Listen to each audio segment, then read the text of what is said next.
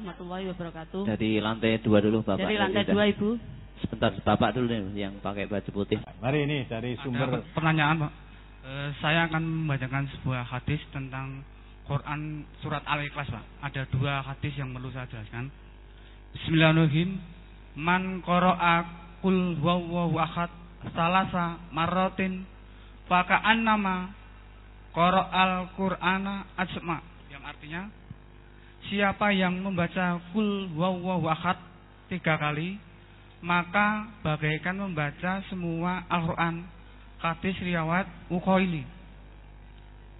Sepertinya hadis ini pernah dibahas di forum ini dan keterangannya adalah hadisnya dhaif atau lemah atau tidak bisa dipercaya. Pertanyaan saya adalah siapa Ukhaili itu Pak? Apa? Cuma 1 orang bisa meriwayatkan sebuah hadis yang apa? Yang ditanyakan apa? Siapakah hadis riwayat Ukhaili itu? Ukhaili itu siapa? Bukhari. Iya. Oh, Bukhari itu siapa? Ukhaili itu siapa? Ukhaili. Ya. Ukhaili. Ya. Kemudian bagaimana dengan hadis yang satu ini, Pak? Yang ini yang mirip dengan hadis yang tadi. Bismillahirrahmanirrahim. Qul huwallahu ahad. Qul huwallahu ahad ta'dilu tsulutsal Qur'an. Yang artinya membaca qul huwallahu ahad sama dengan atau menyamai sepertiga dari Al-Quran. Yang ini riwayat dari hadis riwayat Bukhari, Ibnu Majah, Muslim, Abu Dawud, Tirmidzi, An-Nasa'i, Al-Malik, Al-Tabrani, Al-Bayhaq, Abu Ubaid dari ke-10 sahabat Nabi. Dari pertanyaan saya adalah minta penjelasan kedua belah hadis tersebut, Pak. Itu yang pertama. Yang kedua, tadi saya pernah lihat-lihat di almari yang besar lantai bawah. Kayaknya banyak sekali yaitu barang-barang dari dukun-dukun yang telah tobat, yang telah diserahkan di MTK ini. Di antara adalah macam-macam satu keris, kemudian ada macam-macam batu akik, kemudian kitab Istanbul, nah ada lagi Mesih Aji. Kitab apa? Kitab Istanbul. Oh. Ya. Kemudian Mesih Aji. Kemudian ada kain mata-mata yang telah tersebar di lemari tersebut. Bagi saya Pak, itu saya kan pernah jadi mediatoran atau maklar barang klinik Pak, semacam itu. Gimana? Sudah 10 tahun Pak. Dan saya sudah mulai tobat sudah beberapa tahun yang lalu. Kamu itu. Pertanyaan saya Pak, gini Pak. Dari macam-macam tersebut, barang-barang tersebut itu kan baru banyak dari kalangan yang kecil Pak. Masalahnya itu dari prajurit-prajurit, bukan dari yang raja Pak. Kalau yang raja misalnya di situ kan saya nggak lihat mana bedara karangnya kan tidak ada, BK. Mana kantong macamnya kan tidak ada Pak. Padahal itu untuk dukun-dukun yang kelas atas itu dia pasti punya Pak. Misalnya gini Pak, BK adalah bedara karang. Itu sepertinya kayak jenglot yang hidup umi itu Pak. Itu khasiatnya untuk narik uang lah. Untuk narik uang dari uang-uang yang haram atau uang dari mana aja itu bisa narik ke situ. Kemudian untuk kantong macan. Kantong macan itu untuk transportasi secara kilat Pak. Misalnya dari Solo ke Jakarta waktu tempuh hanya 5 menit Pak. Tapi gini Pak, saya bukannya itu percaya 100%, saya cuma percayanya 10%, yang 90% bohong Pak. Gini Pak, teman saya pernah naik dari Klaten 3 orang sama yang punya itu. Dia ke Jakarta cuma sekitar 5 menit Pak, sudah sampai di Jakarta Pusat. Dan waktu itu saya bel ke sana, Pak sudah sampai mana Pak? Saya udah jalan-jalan di tempat Jakarta Fair Pak. Kemudian jam 9 sampai itu dia ke sana. Kemudian jam 12 malam saya balik lagi. Pak, sudah sampai mana Pak? Saya itu mau pulang ke Solo. Terus dia langsung pulang ke Solo jam 12 malam itu cuma 5 menit. Dan paginya saya kan ke rumah dia di Solo itu. Pak, ternyata dia sudah dari Solo Pak. Dari jam 4 sore itu dia ke sana 5 menit sampai jam 12 malam. Jam 12 malam dia ke Solo 5 menit, Pak. Dan itu saya ngecek orangnya itu udah sampai di rumah. Itu pakai kantong macan yang Siliwangi, Pak. Siliwangi itu biasanya antar provinsi dan antar benua.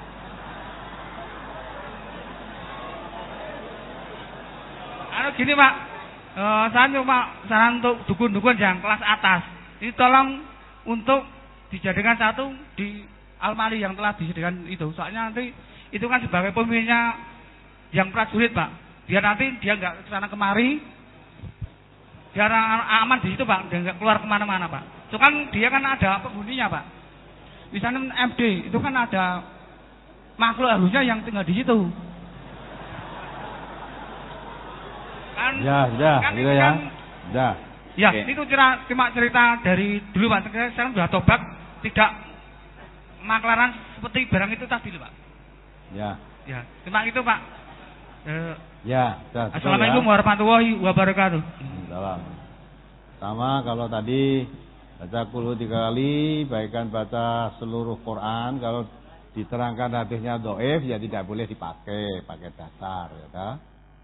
Jadi sama Al-Faili ya. Bukhari. Bukhari ya.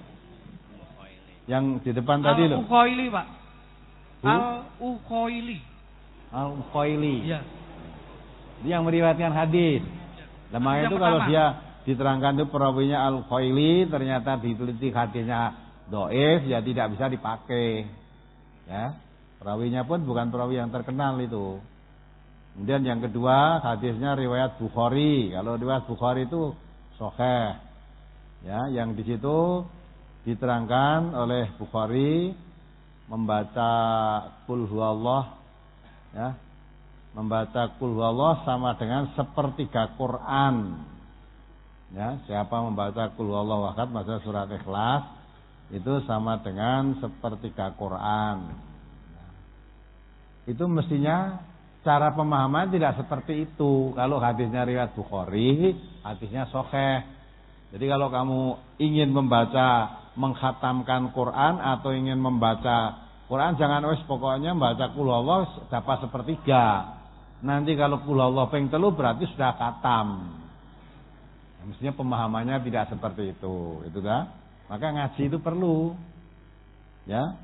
Qul huwallahu ahad itu kalau dikatakan sepertiga Quran, maksudnya isinya, mungkin isinya Qul huwallahu ahad itu kalau dirinci gitu sudah, karena isinya tauhid itu ya. Mencakup seluruh isi Quran itu arahnya kepada tauhid. Allah membuat perumpamaan apapun arahnya kepada tauhid, bahwa semuanya itu datangnya dari Allah. Ada lagi yang mengatakan kalau kamu ingin memahami Al-Quran, memahami wal asri, itu sudah, itu pemahaman, ya tak? Itu maksudnya uraian isinya. Jadi bukan kok kalau kamu baca Qul huwallah sekali wis 1/3, nanti 2 kali 2/3, ya. Nanti kalau 3 kali 3/3 sama dengan 1 khatam. Ya, tidak dipahami seperti itu. Maka penting ngaji, ya tak? Ada lagi yang tetap kamu memahami, ayo disian khatam Quran, ya sudah. Kene maca 3 jam urung khatam malah sesasi kadang-kadang. Nah, kene kondo aku wis khatam ping 10. Sampai maca Qul huwallah ping ping 3 padha karo khatam. Lah nek khatam ping 10 kan karek 3 ping 3 ya tak? Nah, itu tidak, tentunya tidak begitu maksud hadis Nabi mengatakan itu. Kemudian jimat-jimat yang dimana-mana itu jimat-jimat kecil itu jimat dari yang kecil. Ibaratnya yang kecil-kecil durung babone, ya, babone. Nah, kita memang tidak mencari yang kecil-kecil itu pun kita tidak cari, apalagi ndoleh babone.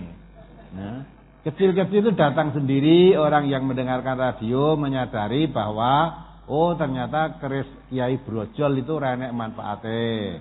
Kebulajar itu selama ini ada tolak angin, barang itu macam-macam. Keris untuk menjaga kalau ada angin ribut dipasang itu tidak ada ribut sudah. Nah itu semua ternyata tidak berkhasiat. Dia sadar bahwa itu perbuatan syirik, maka diserahkan ke sini. Lah terus babone ning ndi, kita ndak butuh cari babone. Ya lah.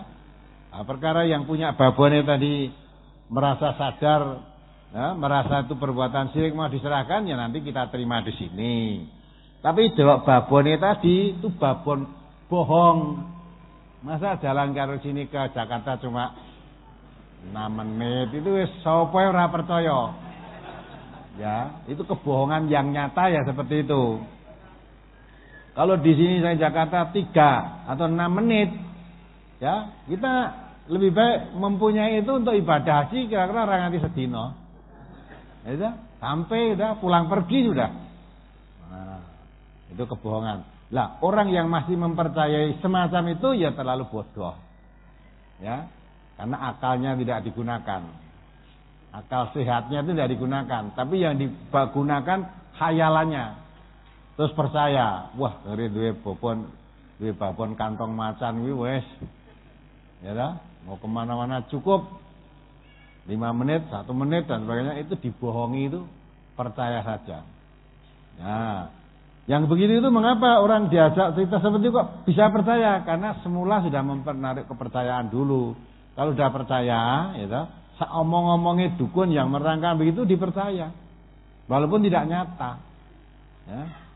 Kalau dalam Islam saya katakan tadi, orang itu kalau sudah percaya kepada seorang ustadz, paribasane idune dadi geni. Wes apa sing diomongke ustadz iki dianggap bener.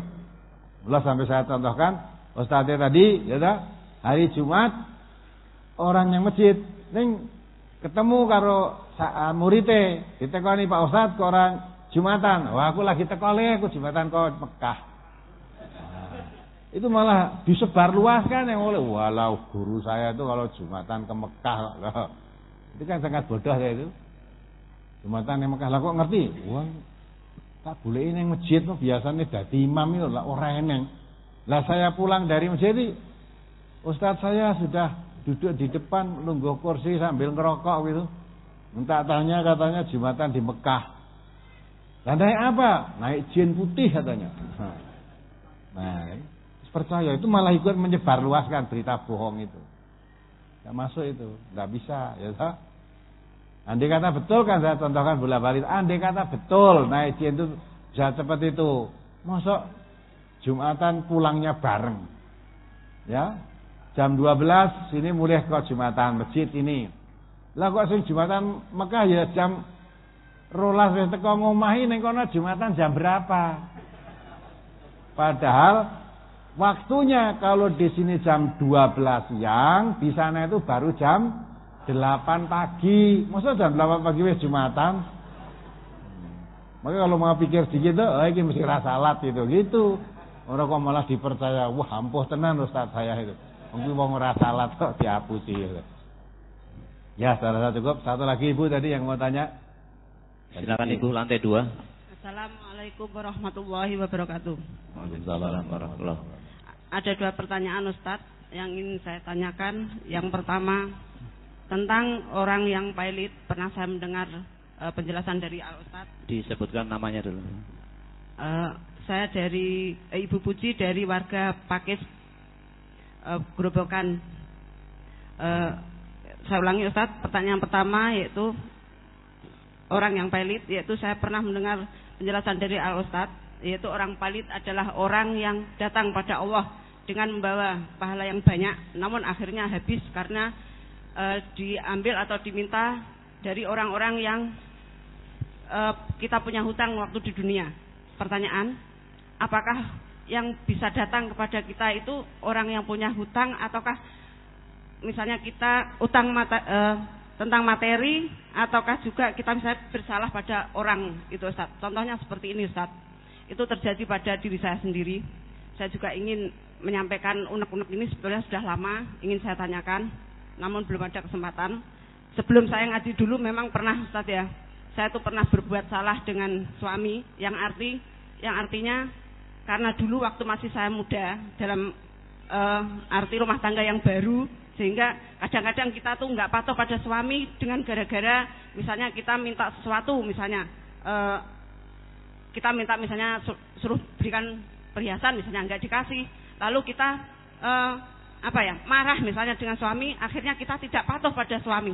Hal itu apakah juga bisa menjadikan nanti, dan suami saya itu sudah meninggal Ustaz. Jadi kalau seandainya saya tahu sudah ngaji seperti ini, mungkin saya bisa minta maaf gitu. Namun karena saya tahu itu sudah meninggal, makanya apakah hal itu nanti bisa juga menagih pada saya? Itu yang menjadi ganjalan dalam hati saya. Itu yang pertama. Yang kedua tentang wasilah Ustaz. Wasilah yang seperti apa yang bisa kita lakukan sehingga nanti bisa menolong kita, membuat kita bahagia di sisi Allah nanti. Karena memang setelah ngaji itu kita yang kepikiran itu hanya nanti setelah kehidupan setelah mati, yaitu kita hidup, mati, dan hidup lagi. Itu yang kepikiran selalu dosa-dosa kita yang masa lampau. Itu yang dua pertanyaan itu Ustadz yang selalu mengganjal di hati saya. Dan buat radio kita tercinta yaitu Persada FM, saya tuh dari mulai buka yaitu Fajar Hidayah sampai Muhasabah itu semuanya baik, semuanya juga termasuk kita-kitanya itu semuanya, kalau kita mau menghayati itu semuanya nasihat. Nah, yang ingin saya tanyakan, apakah boleh atau apakah ada kaset yang khususnya kita itu misalnya disidikan kita bisa memilikinya, karena kalau kita punya hajat atau waliman itu kalau misalnya kita ngundang sound system itu juga nyanyiannya itu enggak syar'i. Nah, hal itu kalau misalnya kita punya hajat kan bisa kita putar kaset-kaset yang sudah terseleksi di radio tercinta kita itu Ustadz. Dan juga kadang-kadang saya juga heran betul apa yang dikatakan Bapak yang bertanya pertama tadi, Al Ustadz begitu sabar. Saya sendiri Al Ustadz ya, istilahnya baru. Tempat saya itu tempat kajian Al Ustadz, tapi rumah saya gak masuk. Di depan itu dipasang tomprang itu dibuang orang, saya rasanya sudah gondok gitu. Tapi saya heran Al Ustadz begitu sabar. Maka itu saya mohon trik atau amalan seperti apa atau gimana bisa seperti Al Ustadz itu. Terima kasih. Wassalamualaikum warahmatullahi wabarakatuh. Waalaikumsalam warahmatullahi wabarakatuh. Jadi orang yang pilot memang begitu ya. Nah, sekarang masalah ibu tadi pernah merasa durhaka kepada suami karena dulu belum tahu. Ya, sekarang sudah tahu suaminya sudah meninggal. Karena durhaka kepada suami itu dosanya kepada Allah juga.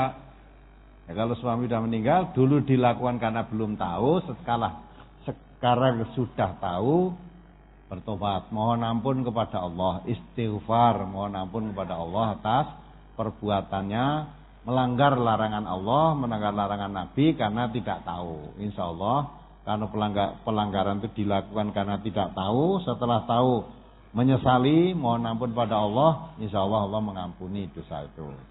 Pada suaminya, karena sudah meninggal, tidak usah minta maaf kepada suami ke kuburannya, dimohonkan ampun kepada Allah. Tiap saat didoakan, dimohonkan ampun kepada Allah. Karena supaya tetap sambung, jadi dalam arti orang yang sudah meninggal dengan sesama muslim, walaupun itu bukan saudara, apalagi kalau suami, istri, orang tua, itu tetap. Maka ada tuntutan yang sesama muslim yang tidak ada hubungan famili kerabat saja, karena sesama muslim itu saudara, kita dituntuni doa, Allahumma ighfir lil mu'minina wal mu'minat wal muslimina wal muslimat al ahya'i minhum wal amwat.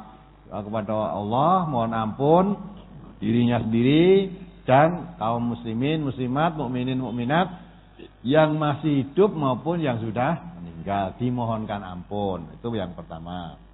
Kemudian yang kedua, pertanyaan yang kedua, apa boleh lagu-lagu tadi mau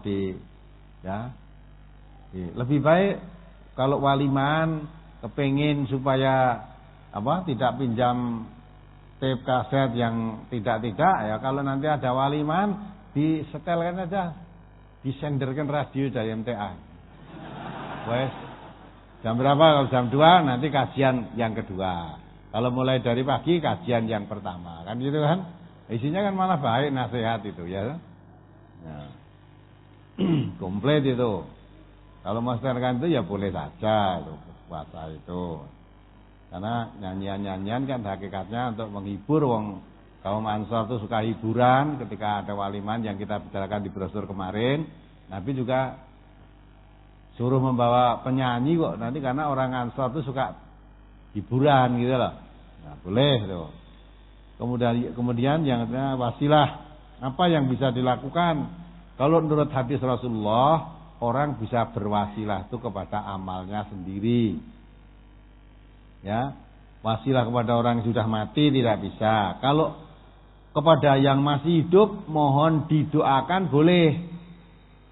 Mohon didoakan, dibantu doa. Bukan berarti didoakan terus dirinya sendiri malah tidak berdoa. Ya, mohon dibantu doa Bapak Kiai, apa Ustadz, apa orang tua boleh minta dibantu doa. Dirinya sendiri harus berdoa dan berusaha. Itu. Tapi kalau minta didoakan oleh orang yang sudah mati itu nggak ada tuntunannya. Orang mati sudah tidak bisa berdoa. Tetapi orang mati itulah yang mempunyai hak kalau dia orang muslim mempunyai hak untuk didoakan. Doakan. Ya, kalau sudah mati jangan minta apa-apa ke sana. Tapi kita mendoakan kepada yang sudah mati tadi. Kemudian wasilah tadi pernah zaman Rasulullah masih ada, ya. Itu ada 3 kelompok.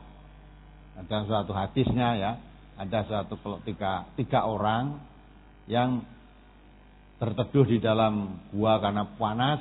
Tahu-tahu guanya di atas gua itu ada bukit ada batu besar, jatuh menutup pintu gua itu. Nah, pintu gua itu karena besarnya batu nggak bisa untuk dibuka. 3 orang tertutup dalam gua. Lah, mereka masing-masing berwasilah menjadikan perantara untuk mohon pertolongan pada Allah. Yang satu menyebut amalnya sendiri, mohon pada Allah. Yang satu juga begitu.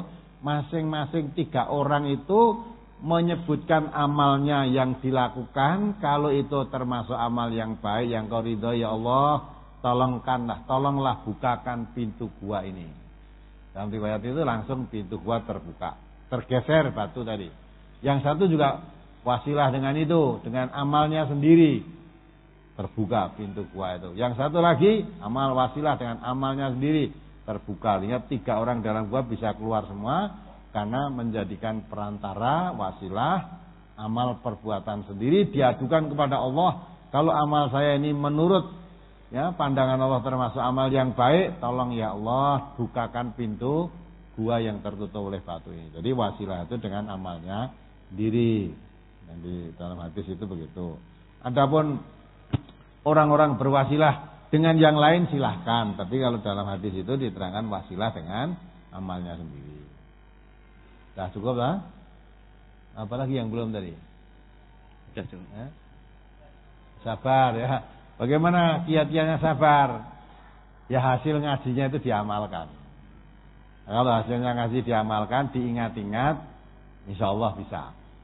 Ya, misalnya kita didolimi ngrungokke diunek-unek iki rasanya ya anyel gitu ta. Tapi ingat, ya, kita sana bersangka dia orang tidak tahu. Dan kalau kita bandingkan apa yang ditimpakan kepada kita dengan zaman Rasulullah belum apa-apa. Nabi itu pernah kok lewat di suatu tempat itu, tiap lewat itu mesti diludahi orang, didoni. Padahal Nabi loh itu. Nah kalau saya apa? Gue didoni ora kok ya. Diunek-unek sing unek-unek ya ora ngerti kok ya. Didoni Nabi. Tapi Nabi tidak apa-apa. Terus tiap hari malah lewat situ terus. Lah suatu saat yang meludahi tadi kok tidak ada. Nabi malah tanya, loh yang sering meludahi saya di sini kok tidak ada, kemana ini? Ada sahabat yang ya Rasulullah dia sedang sakit, mana rumahnya? Dijenguk oleh Nabi.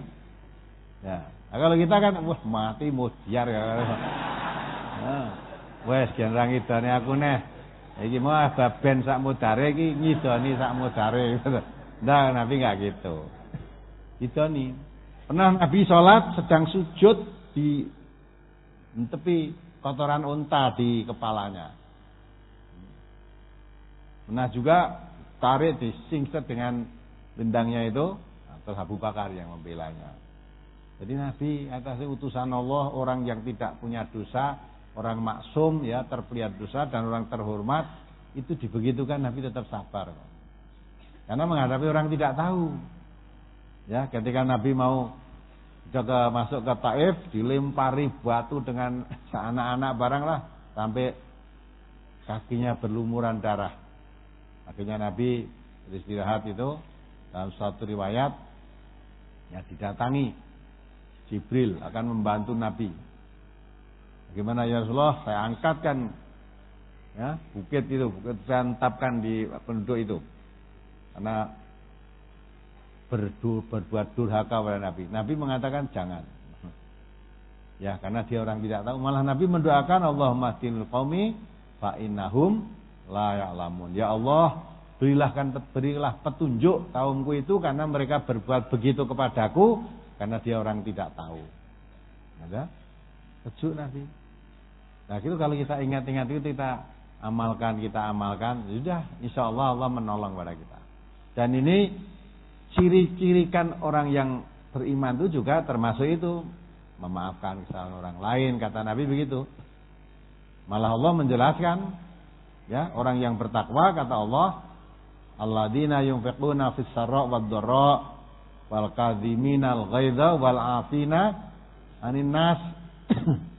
Itu orang yang mau menginfakkan hartanya baik di waktu lapang maupun di waktu sempit. Dan orang yang bisa menahan amarahnya, mengendalikan diri, menahan amarahnya. Dan menjadi pemaaf. Wal afina anin nas, suka memaafkan kesalahan orang lain. Sudah. Kita ingat-ingat yang begitu itu, insyaallah Allah memberi kekuatan. Dan orang sabar itu innallaha ma'as-sabirin. Allah menyertai kita. Allah menyertai orang yang sabar itu. Di samping itu Nabi kita innallaha rahiqun yuhibbur rifqa wa yu'ti 'ala rifqi ma la yu'ti 'ala unfi wa ma la yu'ti 'ala ma siwa. Allah itu lembut, lemah lembut, kasih sayang. Suka kepada orang yang mempunyai sifat lemah lembut, kasih sayang, itu Allah cinta.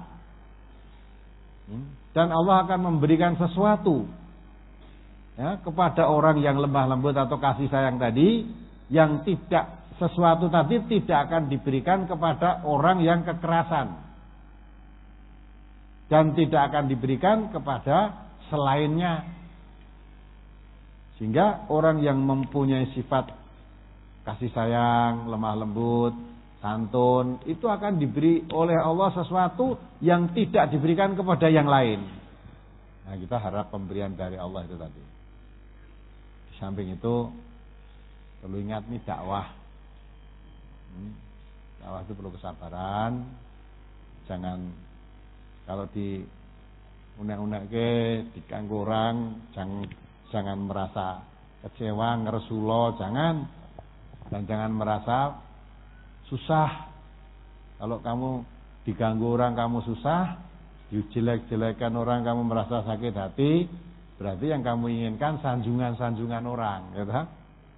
Nek disanjung bangga hatinya, senang. Nek dicela sakit hati, enggak usah. Kalau sudah inna sholati wa nusuki wa mahyaya wa mamati lillahi rabbil alamin, disanjung atau dicela sama saja, tidak kita reken. Belum tentu kamu menyanjung-nyanjung saya, tapi Allah juga menyanjung saya, belum tentu. Sebaliknya kamu mencela, mencaci maki saya, ngunek-unek saya dengan jelek, belum tentu Allah menilai seperti yang kamu ucapkan. Nah, maka harapan kita dari Allah ini yang kita harapkan. Ya, saudara cukup. Ibu, sudah waktunya, sudah siang, mari kita akhiri. Cukup. Baik, mari diakhiri. Alhamdulillah. Subhanakallahumma wa bihamdika asyhadu an la ilaha illa anta astaghfiruka wa atubu ilaik. Assalamualaikum warahmatullahi wabarakatuh. Waalaikumsalam.